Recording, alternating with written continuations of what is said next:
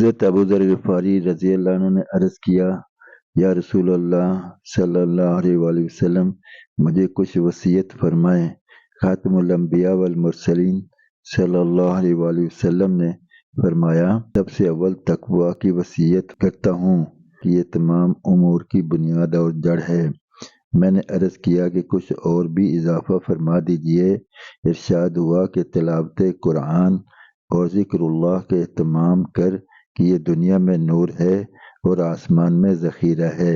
میں نے اور اضافہ چاہا، ارشاد ہوا زیادہ ہنسی سے اعتراض کر کہ اس سے دل مر جاتا ہے اور چہرے کی رونق جاتی رہتی ہے۔ میں نے اور اضافہ کی درخواست کی تو ارشاد ہوا کہ جہاد کا اہتمام کر کہ میری امت کے لیے یہی رہبانیت ہے۔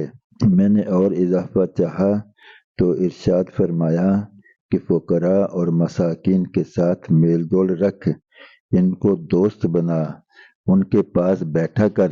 میں نے اور اضافہ چاہا تو ارشاد فرمایا کہ اپنے سے کم درجے والوں پر نگاہ رکھا کر تاکہ شکر کی عادت ہو، اپنے سے اوپر کے درجہ والوں کو مت دیکھ، مبادا رب تعالیٰ جل شانہ کی نعمتیں جو تجھ پر ہیں تحقیر کرنے لگے۔ میں نے اور اضافہ چاہا تو ارشاد ہوا، تجھے اپنے عیوب لوگوں پر حرف گیری سے روک دیں